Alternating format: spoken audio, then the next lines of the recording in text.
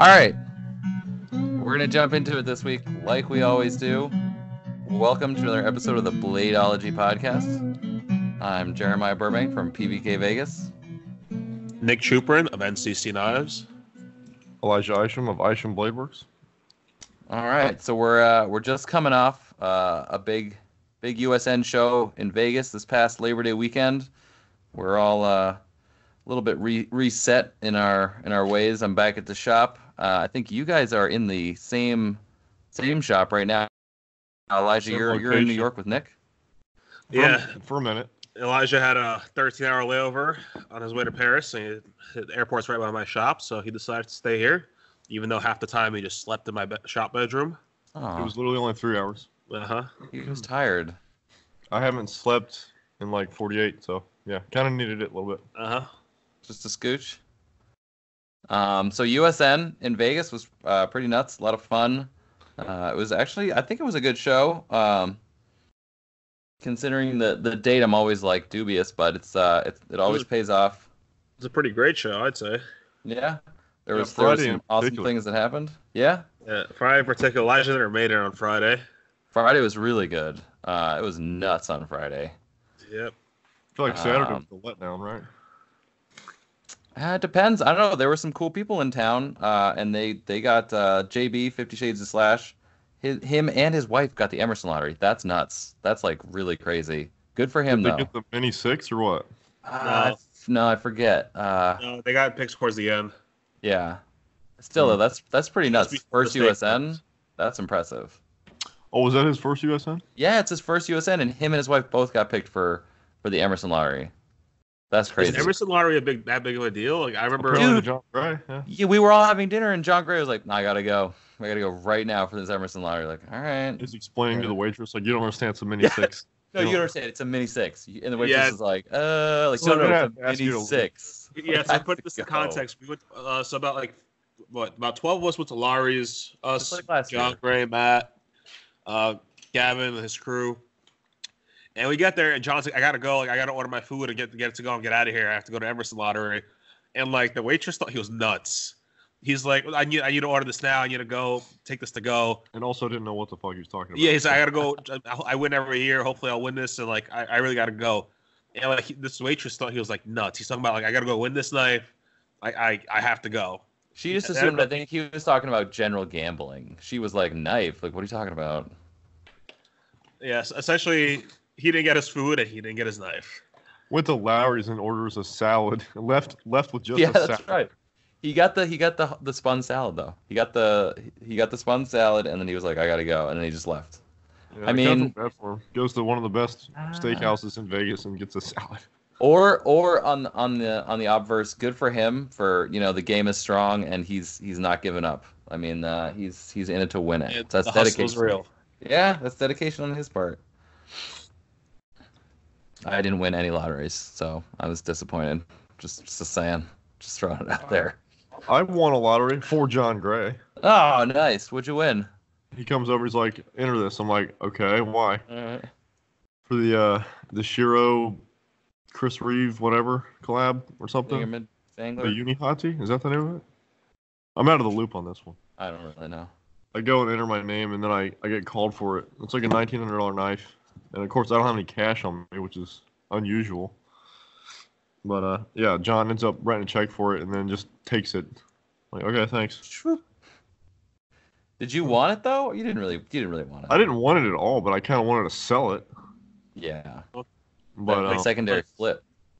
I didn't know. I don't know shit about it. Like, I didn't know anything. Just to what Levon was telling me about it, but apparently they're pretty hot right now. Yeah, that collab's on fire. It's green Alutex, I think, and then it's titanium show side done by the Reeve shop, if I remember correctly. Is that the name of that material? The green shit? I think the green stuff's Alutex, if I remember looking it up. Yeah, didn't you want to become a dealer for that stuff like a long time ago?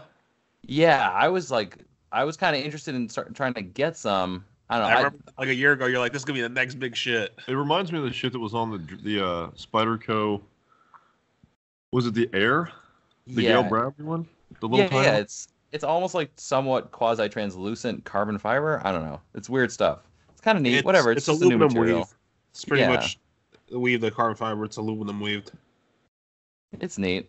Yeah, I did. I talked to that dealer for a bit, and it just never came through. It was like whatever. I don't know. I lost interest, so I never really pursued importation of it. Oh. But yeah, lotteries. A lot of lotteries at USN. I didn't win anything either. Yeah. But you did. Oh, no, You sold out though, Nick, didn't you? You had a good show. Oh yeah, I sold out my knives. I had a great show. I didn't win any knives though. You just didn't get that Rexford lottery though. That's all that matters. Hey, if I won that Rexford, I'd make more money than even my own knives. I showed up on Saturday. To be around, fair, like maybe Yeah. 1 o'clock, like noonish. Yeah. Walked in there Rolled in. I met Cliff and he's like, "What are you looking to get?" I'm like, I was thinking about entering the Rexford Lotto. And he's like, "Oh, that already happened." I'm like, Oh, "Oh, that thanks." already happened. Cool. Elisha packs up immediately, goes home. 1:20 on Saturday. Like, all right, I'm good. I'm chill. well, me and you overslept and missed the Rexford lottery. Yeah. Yeah, you guys didn't show up there till like 2. Then we both got a lecture from Grandpa John Gray. Yeah. Dad was pretty angry about that. You gotta be here, kid. You can't just be walking away. No, like seriously, I think it's pretty damn funny. He got Only mad. I'm damn- like, look, I'm a maker. I'm not here to enter He the lottery. always gets angry like that. The only damn thing I've ever entered, lotto-wise at USN, I win, and John Gray ends up with it. No, you won a couple years. Oh, that was TKI. No, sorry, you're right. Yeah, that was the mistake of the century selling that thing. The McGinnis, right? I still kick myself for that. It was a Chad Nichols Sandmai Zerk backspacer, full CF, mini Persian. I remember. It was a pretty neat little Best little knife. chundy. Best knife I've ever owned. Well, wow. Okay. No, I'm Alright. serious. Straight Really? up, it was. Yeah. Okay. Best knife Elijah's ever owned. Yep. How many knives have you owned? I've owned quite a few. Mm. I'd say the second one was at Mayo. Oh yeah. Just saying. Yeah, you're just talking about this Mayo. Hawaiian. All right, I got you. I got you. There's something to be said about that school of that crowd. McGinnis is not in Hawaii. McGinnis is in Mayo. Mayo taught McGinnis how to. No, I'm saying do he's stuff. not from Hawaii. No, it's like a whole school. That whole. Oh, I see what you're saying. Just in general. School of makers, like that Foster collab, the Chanchovy you just got. Same kind of. Yeah, actually, I at first did not like that, but then the more I looked at it, actually, I kind of dig it. I gotta say. Yeah, the customs are great. I was like, oh, this is neat. Like at first I was like, oh, whatever, who cares? Like another frame lock fucking flipper. You can like take it. And I did handle it for Instagram and I was like, it's pretty cool. I like it. I dig its style. It's like very minimalistic. It's like sleek. It's cool. But yeah, that McGinnis, the Persian, that hands down the best action I've ever actually felt on any knife. I swear to God. Any flipper. I'm really stupid selling that. Just have to find another McGinnis. Oh no, where are you gonna get one? A TKI McGinnis. Oh, okay, there you go. It's that sexy. I don't know. That's not gonna happen. Is he coming to TKI this year? Well, it's in Nashville, so I'm sure he will. Yeah, we'll be there. I don't know where he lives, but it's southern. He's in Tennessee. Is Oh, he? yeah. Okay. Oh yeah, he'll definitely be there then. Hmm. TKI Nashville, aka West Tennessee Knife Makers Association, West Tennessee News Show. Pretty much. Everyone was angry, so we made them happy. Done. Wait, what month is that show in? It's in February. Oh yeah, that's right. Yeah, it's TKI time, so it's February. So that's real convenient time to be in the beautiful part of the world that time of year. Real nice. Well, like Nashville's here. not bad. I mean, Right.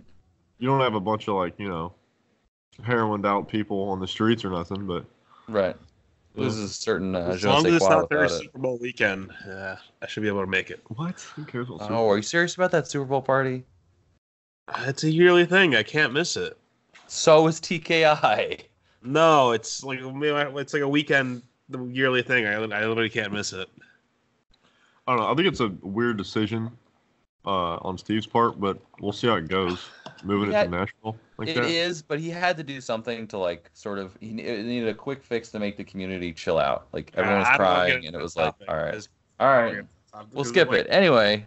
Everyone still went to USN this year. People that complained about it still went to USN. I don't want to get into this Of topic. course, you go to shows, you got to complain, but you got to go. You know what You else know- happened at USN that was really cool though? We got the delivery of the one-off prototype to Tractus that Elijah designed, and we got Reese Whalen to build That was cool. Nice segue there. Yeah, slide in the DMs. Yeah. So I designed that back in like October. Actually, right after I got home from Vegas and Blade Show West, I designed that. And it finally, like about a year later, fucking happens. Partly because Sometimes, Elijah doesn't know how to send emails on time. I did. I was pretty slow at sending that, was pretty slow. Reese wasn't a quick turnaround on that. It took like 3 months to send an email. But I kept going back to it and changing little things. So yeah, I do that from time to time. I'm not 100% happy with it. And I want to go back and change some shit. I mean, you want it to be, the purest physical form of your idea that's possible. I don't know who was telling me. It might have been Nick. Told me I could put a latch on it. But I mean, I'll try and do that. I don't know.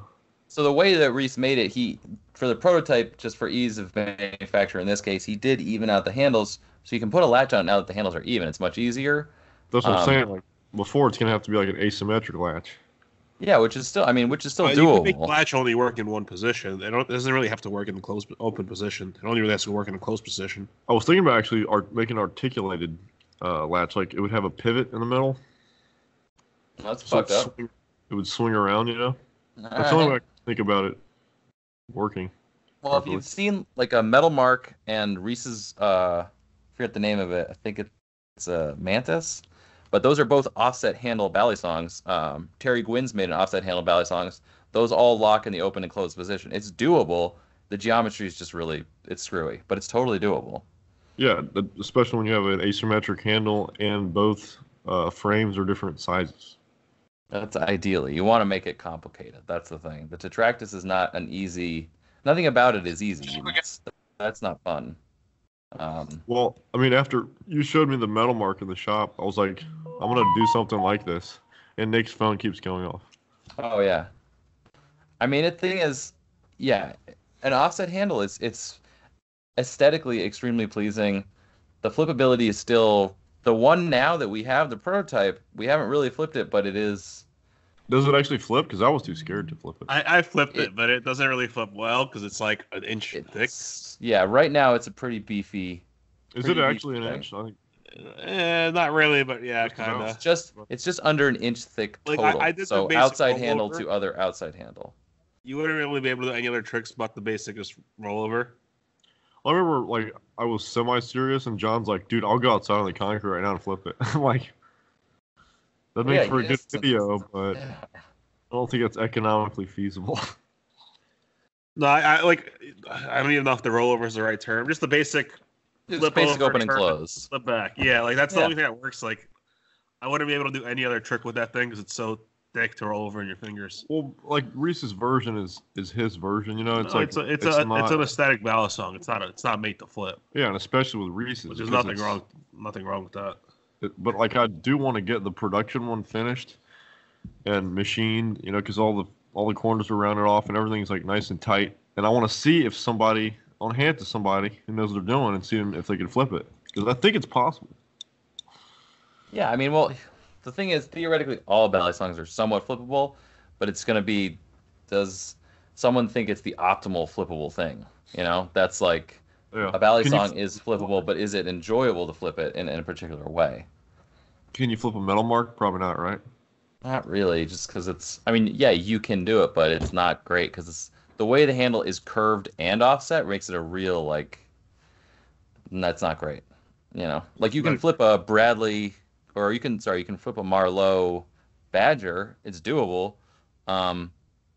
but it's not like the most ideal thing. It's a gorgeous knife, but it's just not the most incredibly flippable thing. Yeah, like one thing I wanted to do is make the handles somewhat as straight as possible. Still. Yeah. So. I mean, the way that Reese nailed the curves and the chamfers, it's pretty legit. I think it's a gorgeous looking knife. I think we agreed to have him make like a couple more, and we're gonna thin out the handle a little bit with a couple notes. But this first one, this one-off one, auction. Yeah, auction soon. Yeah. Be on the lookout for it. Can you get a box made and then auction that real quick? Go for it big. So yeah, definitely keep an eye out for that. The Tetractus. There's some teaser pictures on Instagram. I just did a video of it, so there should be a video on YouTube probably tomorrow or something. Oh, Another you thing that happened, yeah, and I did not a flip video, just like a look at video, closer slow-mo look at, so people can see it anyway. nice. And then Nick, you had a pretty good USN overall. Yes, I set up last minute. Rob couldn't make it, so I brought some collabs with me. So I set up at Rob's table as a proxy with Mel Pardue. It's pretty cool. It's the first time I was exhibiting at USN. Unfortunately, I didn't really plan to exhibit, so originally it was supposed to be a vacation for myself. So I wasn't the most professional, but I got it done. Knife sold, got to meet some people, got to talk to everybody. Unfortunately, I wasn't there for the entire time, but I tried. I think you did a great job, buddy. Yeah, no, I think it was an excellent show all around. That's such a thing that we talk about a lot, and I think it's important is that sometimes the knife show, the importance is the show as much as it is making connections with people, catching up with people you don't see that often. Certainly socially and financially, just for business, it's shows are a great time to catch up with folks and kind of see where everyone's at, what they're working on. That's a really important thing in our community. So again, if you don't get to show, make sure you get to a show, any show, but just get out there and meet people. I think it's very important. Yeah, like I had somebody ask me a while back, how do you get into it, like knife design or some shit, like anything like that, without any prior knowledge. I'm like, dude, if you just go to shows and talk to people, customers and makers, and companies, you'll get a pretty good read on things. It's very, very valuable to go to a show. Oh yeah, for sure. Um, As a customer too. oh So you yeah. can witness the fuckery firsthand. you, yeah, and you can get in on it sometimes if you're lucky. You can definitely Yeah, but get in the there. Vegas show is a unique show, I'd say. It's They like all have, yeah. chill. I'd say each show has its own sort of special steez. You could say that about the New York show. You could say that about Blade Show, the Kentucky show. You could say that about Blade West, California. They all have a different feel because of location, because who's there, you know. No, I'd say But location. Like Blade Show, they do a very good job of keeping us there. They like even this year they have sponsors and stuff like that. Beer companies come out, breweries come out. USN, it's the town. Half the guys do stay at the Cove, and then half the guys go wander to town. They don't really take us in. They don't really take in the whole show atmosphere over there. They kind of put us aside on the second floor, put us in the room there, but besides that, it's about it. yeah, Unlike Blade Show, where they kind of just give us the whole hotel. they're like, all right, here you go, kids, have fun. Yeah, Blade Show's it's gotten so big now. It's just like, you know what? Fuck it. I'm just gonna let these people like swim into the sea of this hotel for fucking 3 days. Essentially. Whereas USN, I think, is like more. I mean, this might be pretty obvious, but it's like Blade Show with all the fat trimmed off. Okay, that's an interesting For way of putting people- it. Yeah, for people who have not been to a show, especially Right. US. Okay, Yeah. that's true. I'm speaking to you now. You valuable listener, I'm speaking to you. Nonetheless, it was a great show. It's still one of my favorites. I still prefer it over Blade Show just because it's my one time a year where I get a vacation since I go do it for a week instead of just 2 days. So alongside USN, I'm glad to announce a new business venture with a fellow knife maker, Justin Safkoff, edcbid.com. Essentially, it's the eBay of knives. As the community becomes more and more restrictive lately, it's getting harder to sell and buy the things we like in the EDC community. So we decided it's the perfect time to launch our own platform without any restrictions. Justin, would you like to elaborate on that? Yeah, basically it's like Nick said, it's like like an eBay for knives. It's focused mainly on EDC, knives, customs. I wanted to talk to you earlier, Nick. Me and Matt were talking about something, but of course, Nick's never around. He's too busy working. But yeah, we wanna focus on makers, secondhand, secondary market, buyers, dealers, everyone. My idea when I first thought of it was these guys that, for some reason, anyone that ends up with my knife always has like 100 followers on Instagram. So it seemed like it would be difficult for them to, move items. So I was like, what would be a better way for these guys to connect with everyone else would be to have a platform that hopefully, accrues thousands of users. And then it should be, a lot easier for, a guy with a small following or, no following at all. Will be easier for them to put a knife in front of, thousands of potential buyers. Makes a lot of sense. I think that's a great idea in general. I think the community maybe didn't even know it was looking for a platform. But I'm totally in full support. I think it's a great idea. It's a new venue, a fresh face on the scene to allow us all to sort of get together and trade in these items that we all take so seriously and have a hard time doing that because of social media and its restrictions on weapons or whatever. So I'm all for it. Yeah, it's something you didn't know you wanted until you got. Yeah, they're calling art knives. You try throwing an ad up on Instagram, they call it a weapon. You're using hashtags like knife sale or knifegasm, knife community. These things have all been restricted. Censored. It's restricted for sensitive material, whatever the. It's totally ridiculous. Totally ridiculous. Misconstrued. Yeah, I don't know how they tracked down knifegasm and locked that one out. That was the kind of mind boggles me there.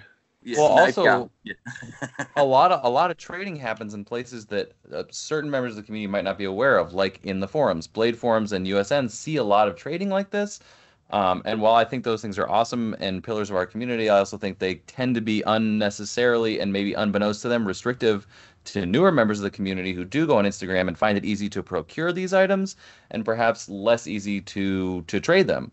So EDC Bid is, I think, a great way to sort of bring it out into the open and say, look, if you want to buy and sell this stuff, this is a great place to do it. You don't have to be, a 10-year member of some forum with like badges at the end of your name to be able to do this. Jeremiah, you're 100% correct, because I tried joining USN recently, and I found it like almost impossible to put a picture up. It was very, very difficult. I even reached out to a friend who's been a member for a while, and he does it off of an app. Even he was like, dude, I don't think you're going to be able to, really put anything up or, and I gave up right away. It just seemed too complicated, too much of a pain in the ass. And I was like, you hit edcbid.com, it brings you right to the front page. It's right there. Buy, sell, lotto, auction, whatever you want to do. It's there's right certain features there. we're still working on. One thing I want to implement is a lotto system for knife makers to make it simpler for us knife makers to do lotteries, take it out of our hands, let a third-party service take care of it, and just so we don't have to start fighting with people saying we rigged it or anything like that. One of the reasons I don't do lottos at my end is because they're just a pain in the ass to do. So one of the things I'm trying to get working with EDC Bid is trying to do some features to help out knife makers like lottery, like pre-orders. For some of them, we're still trying to figure out. We think we got the lotto system figured out.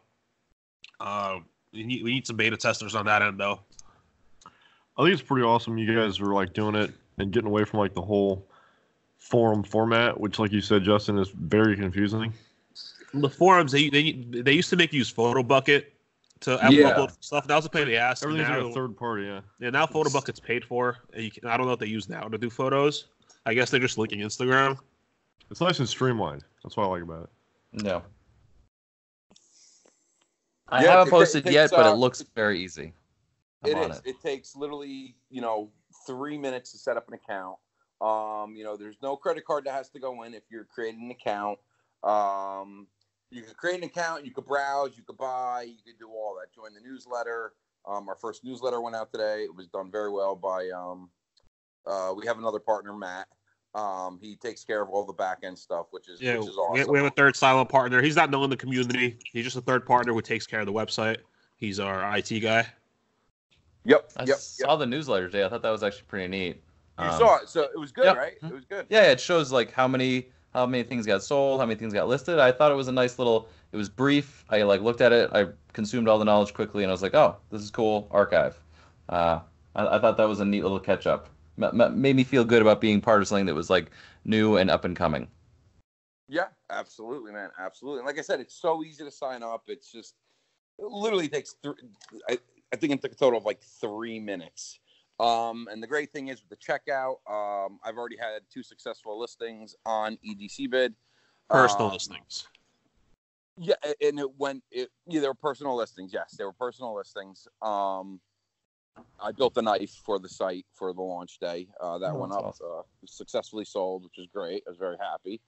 But the great thing is the automatic payment where there's no interaction between the buyer and seller. There could be interaction if that's what you want, but if you set up your account properly right away, if it's set up properly, your PayPal information's in there. You choose, the instant checkout. You do you hit all the boxes right. You could do it in under 3 minutes. When your item's done, you'll get a notification. I got my notification within 45 seconds that I had $1,310 in my account. There you go. That's legit. Quick and easy, yep. Right? That's what people like. Smooth. Trust me, I know. Smooth. Very smooth. That's awesome. That's very cool. And then you guys, so you are using you're using PayPal right now, but I guess you guys have that figured out, so people should feel secure about that. No, the way it works. Okay, I'll give you the way it works. Okay, so if you list an item, okay, so what we're doing is if you list an item, you have to put a credit card in. The credit card is used to hold 5% only if the sale transpires. So you could put an item up. Like the way we have it, if you want to throw 20 knives up there and you just want to forget about them, you could put them up for free. They're up there. The second the item sells, the notifications go out. 5% is pulled on the back end. The credit card, we're using the payment processor. We're using Stripe, which is very, very secure. It's one of the better games in town. So the whole PayPal thing has nothing to do with EDC bid. The whole PayPal thing has to do between buyer and seller. That's it. It has nothing to do with us. So if $1,000 knife is sold, what happens is you get a notification. This guy bought the knife. You get a notification that $50 will be built. Will go to EDC bid at the end of the month. It's pulled one time a month. In case there's credit card fees per transaction or whatever people use for their credit card option. It's one bill. It adds it all up at the end of the month. You get one bill, one transaction fee, and then if you have 10 successful auctions, it just pulls it one time at the end of the month. The PayPal has nothing to do with EDC bids. So what happens is a guy creates an account. Say Nick creates an account. He puts his credit card in. The credit card is meant to take care of the back end, but he also puts his PayPal in. So when the auction's complete, it literally will be it'll be a communication via the website, but it goes from seller to buyer. So the buyer will get a notification with Nick's information with PayPal. And then it's like 1 page, 2 pages, super simple. He just says, it's like a pay invoice now. You hit the button, boom, Nick's paid within seconds. That's awesome. I think it's great to streamline the process. Makes people feel comfortable about doing business. That's also really important. I think it's a great alternative to other secondary market options that are out there. One of the big advantages I've noticed with the system as it's used more and more, I noticed on Facebook guys will have references for past transactions because people aren't comfortable sending a $2,000 knife to someone because they can reverse the transaction on PayPal. Yeah. So they'll keep records of past sales. Nice thing about this, you can leave feedback for the buyer and the seller, just like on eBay. So if he had past transactions, if they went well, instead of keeping references, it's all in your user profile. Yeah, and we're gonna have a short list now. So anyone that signs up that we know or is a seller or buyer, like Jeremiah, if you wanted to sell something, we know who you are. we're going to do verified buyers, verified sellers. Oh, that's cool. We're working on it's getting developed now. This was like an afterthought, but it's going to happen. So right now we're going to have a short list. We're going to have a separate page of everyone that's been confirmed and verified. But in the very near future, those people will get like what they get on Twitter, like a blue check mark that can't be altered or so. Wait, did we figure that out? We could do that? Yes, we can do it. Yes, we can. And we are. That's what we want to do. But as for now, as we collect names and we collect people coming in, we're going to have a separate page of verified buyers. You know, it'll be alphabetical. You can search your name, and then you'll see if that person's been verified or not. That's awesome. And that's great. Again, even more secure. People feel great about that. You know, if you're a bona fide community member, you get a check mark. Loving it. Well, the beautiful thing is we're going to do like a know your customer thing. I'm big into, I like cryptocurrency, and that's a very big thing in cryptocurrency with know your customer. So it'll be an option. So if some guy comes on and he's selling an expensive knife, or say, for example, some guy's selling a very expensive knife, okay, and he doesn't want to sell to someone who isn't verified. So he could state that in his auction, like, I will not sell, even if an unverified guy has the final bid. He could choose not to sell to that guy and sell to the guy before him or two guys before him that have a verified account. You see what I'm saying? That way, it's you know, I'm not saying someone that's unverified won't be safe, but if Sure. that's what someone wants to do, you know, if you're selling a $7,000 knife, you might want to sell to a verified buyer. No, it's all about that next level of security, right? That's, you know, 1 level is great, 2 levels better, 3 levels, you know, whatever. It's all the more security. Yeah, just to ease the minds. Like I said, we're using Stripe as a payment processor, which is very safe. Transactions are done between buyer and seller when an auction or a buy it now sale happens. That's between those two guys. There can be, you know, text between them if they so choose, but if not, yeah, no, you know, you can know you're buying from someone that is, you know, that's someone awesome. that you can trust. Yeah, there you go. That's really exciting, man. I think everyone I know is full for it. I'm definitely for it. I think the community's behind you on this one. I don't think anyone's come out against it. Had some awesome reposts by some pillars, so I think everyone's swinging for you guys. Everyone's in the same boat, you know. Yeah. Yep. Well, we appreciate it. That's pretty much the gist of it.